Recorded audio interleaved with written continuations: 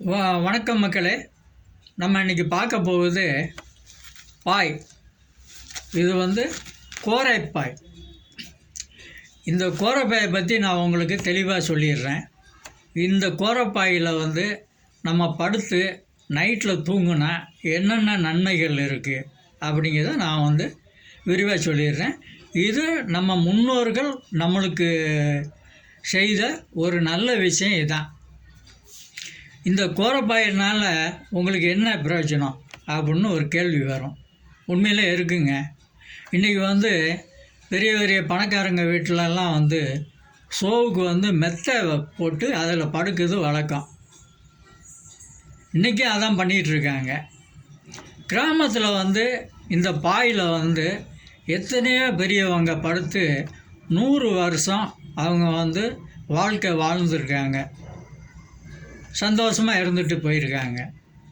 இந்த பாய்க்கு மட்டும்தான் அந்த முதல் உரிமை இருக்குது, வேறு பெட்டுகள்லாம் கிடையாது. எத்தனையோ பெரியவங்க நம்மளுக்கு முன்னோர் உள்ளவங்க நைட் ஆனால் முத்தத்துக்கு முன்னாடி தண்ணியை தெளித்து விட்டு தண்ணி உணர்ந்த பிறகு இந்த பாயை போட்டு விரித்து பல சொந்தங்களை கூப்பிட்டு பேசி சிரித்து உறவாடிய காலங்கள்லாம் முடிஞ்சு போச்சு. இனிமேல் அது யார் நினச்சாலும் அந்த பழைய நினைவுகள் கிராமத்துக்காரங்க கூட வராது. ஏன்னா இன்றைக்கி கிராமத்துலேயும் பெட் ஆகி போச்சு. இல்லை, பெட்டில் தான் இன்றைக்கி பகட்டுக்காக பெட்டை வாங்கி போட்டு அதில் படுத்து உடம்பு சோர்வாகி எவ்வளவோ நோய்கள் வந்துடுது. இன்றைக்கி ஆயுள் காலம் கம்மியாகிறதுக்கு ஒரு காரணம் பெட்டும் ஒரு காரணம். ஏன் சொல்கிறேன் அப்படின்னா, பெட்டு மேடும் பள்ளமாக இருக்கும். நைட்டில் படுக்கும்போது நம்ம தூங்கும்போது நம்ம உடம்பில் ஓடக்கூடிய பிளட்டு சமசீராக போகணும். அதுக்கு பெட்டில் படுத்தா அதுக்கு வாய்ப்பு கிடைக்காது. சில பேருக்கு அஜீரண கோளாறும் இதனால் ஏற்படலாம். ஏன்னா பெட்டு மேடும் பள்ளமாக இருக்கும்போது உணவு அங்கே கொஞ்சம் இங்கே கொஞ்சம் தங்கிக்கூடும். அதனால் அஜீரண கோளாறும் வர்றதும் உண்டு. ரொம்ப பேருக்கு வந்திருக்கு, ஏன்னா கூட வந்திருக்கு. அதனால் நீங்கள் வீட்டில் பெட்டில் படுக்காதீங்க.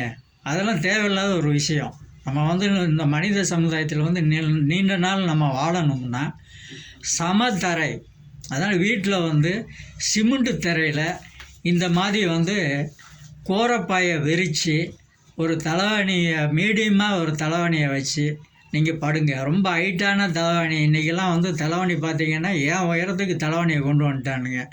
அதில் எப்படி ரத்தம் சம அளவு போகாது.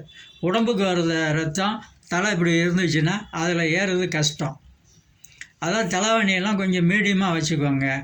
சமதளத்தில் படுத்து இந்த பாயை விரித்து நீங்கள் தூங்கி பாருங்கள். உங்களுக்கு அதில் உள்ள ஒரு சுகம் எதுலேயுமே இருக்காதுங்க. நம்ம வாழ்க்கையில் நிம்மதியாக படுத்து தூங்கணும்னா இந்த மாதிரி கோரைப்பாயை பயன்படுத்துங்க வீட்டில். அது உங்களுக்கு கோரைப்பாய் இல்லை அப்படின்னா நீங்கள் சமக்காலத்தை கூட நீங்கள் விரித்து பயன்படுத்தலாம். அது ஹீட்டு கிடையாது, இதுவும் ஹீட்டு கிடையாது. பெட்டு அப்படிங்கிறது பயங்கரமான ஹீட்டுங்க. என்ன தான் இளம் மஞ்சி அது இது எதை பருத்தி இருத்தி வச்சாலுமே ஹீட்டு கண்ணு பொங்கிடும். சில பேருக்கெல்லாம் பார்த்திங்கன்னா காலையில் இருந்துச்சா 2 கண்ணிலையும் பூளை தள்ளிடும். அவ்வளோ ஹீட்டு ஏற்கனவே மனிதர்களுடைய உடம்பு ஹீட்டு. இந்த ஹீட்டு அந்த ஹீட்டும் சேர்ந்தால் என்ன ஆகும்? உடம்பில் பல உபாதைகள் வரும். அதனால் பல பிரச்சனைகள், பல தொந்தரவுகள் வரும். நம்ம சம்பாதிச்ச காசை பூரா டாக்டர்கிட்ட கொண்டு போய் கொடுக்க வரும். இதுதான் முறை. அது மாதிரிலாம் இருக்காதீங்க. இந்த கோரைப்பாய் நம்மளோட ஒன்றி வந்தது. இது கிராமத்தில் இருந்து ஒன்றி நம்ம முன்னோர்கள் நம்மளுக்கு செஞ்ச ஒரே விஷயம் இதுதான். இந்த கோரைப்பாயில் படுங்க. கோரைப்பாயில் படுத்து நல்லா தூங்குங்க. வாழ்க்கையில் எந்த நோய் நொடியும் இல்லாமல் வாழ்க்கை உங்களுக்கு சந்தோஷமாக போகும். இல்லை, பெட்டை ஏன் சொல்கிறேன் அப்படின்னா, பெட்டில் இன்றைக்கி ரொம்ப பேர் படுக்கிறாங்க. ஆனால் அதில் படுத்தால் நோய்கள் அதிகமாக வர்றதுக்கு வாய்ப்புகள் இருக்குது. அதனால தான் நம்ம முன்னோர்கள்லாம் இந்த கோரைப்பாயில் படுத்து 100 வருஷம் வாழ்ந்துருக்காங்க. அந்த காலத்தில் பாட்டியெல்லாம் பார்த்திங்கன்னா வயசு என்னன்னு கேட்டால் 100 வயசுன்னு ஈஸியாக சொல்லிட்டு வேகமாக நடந்து போவோம். உணவு வகை, அவங்க சாப்பிட்ட உணவு வகை ஒரு வகை. ஆரோக்கியமாக இருந்ததுக்கு ஒரு காரணம் இந்த கோரப்பாயும் ஒன்று. அவங்க சமதளமாக படுத்து அந்த காலத்தில் படுத்து தூங்கினதுனால தான் உடம்பு சோர்வு இல்லாமல் மறுநாள் காலையில் அவங்க வீட்டில் யாரும் எதிர்பார்க்காம வேகமாக நடந்து போய் வேலையை பார்த்துருவாங்க. இப்போ அப்படி கிடையாது. பெட்டில் படுத்து எந்திரிக்கிறதுக்கு 2 மணி நேரம் ஆகுது. பெட்டிலேருந்து காலை தூக்கி கீழே வைக்கிறதுக்கு அது ஒரு 3 மணி நேரம் ஆகுது.